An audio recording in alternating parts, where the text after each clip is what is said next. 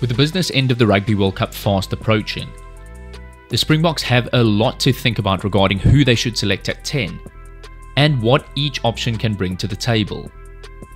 Injury to Malcolm Marx brought about a vacancy in the Springboks 33-man squad early on in the pool stages of the Rugby World Cup.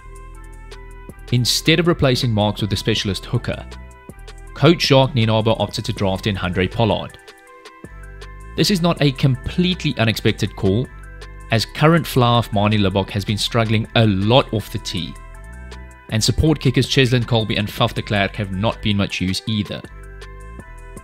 So the fact that the Springboks have brought in the likes of Pollard into a knockout competition such as the Rugby World Cup shouldn't really come as a surprise to many. It doesn't take a rugby guru to realise that any team without a high percentage goal kicker is making life very, very hard for themselves if they wish to progress beyond the quarters and semis of this competition. Let's take a look at both of these flyers in further detail and how the Springboks could potentially utilise the strengths of both of these players in the competition.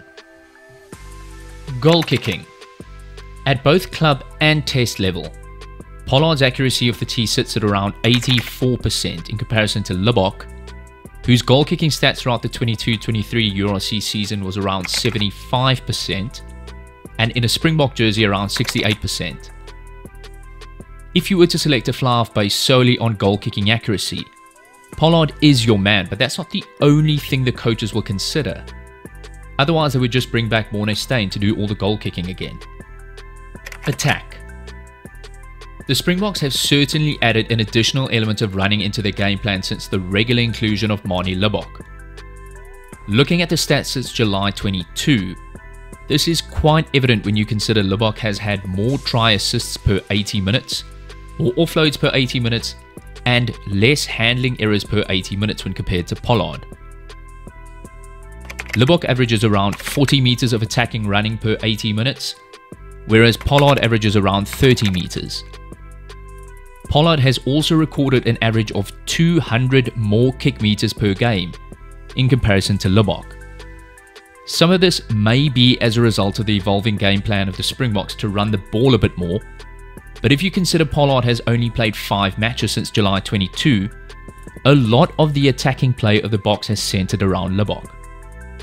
Defense. Pollard is a lot bigger than Libbok and has a weight advantage of nearly 20 kilograms on him.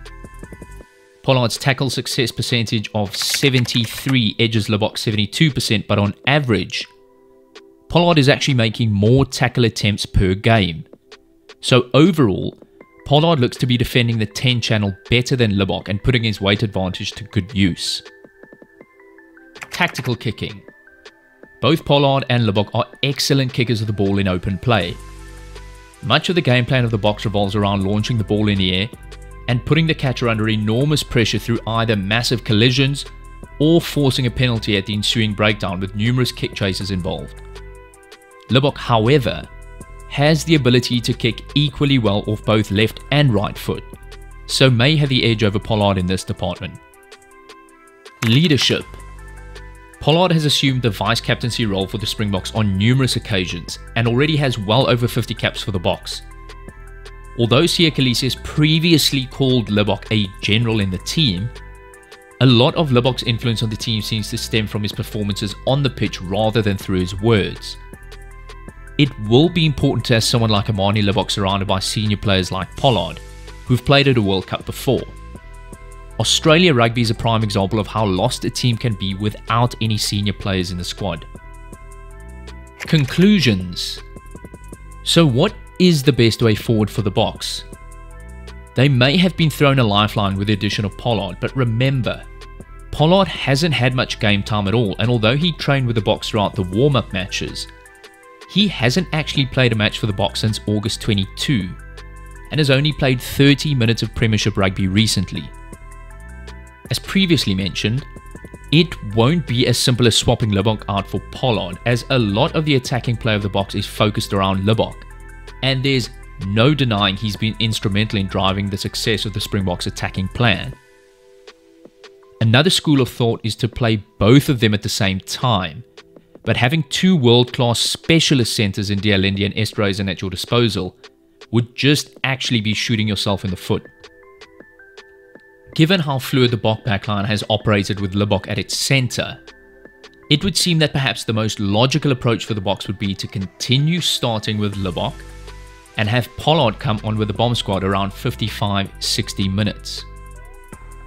This way, the Boks get the maximum attacking rugby out of Libbok for the first 60 minutes and have the option to bring Pollard on in the second half to close out the game if they're in a tight spot. Let us know what you think the best way forward for the Boks should be. Thanks for watching, and until next time, take care and happy rugby.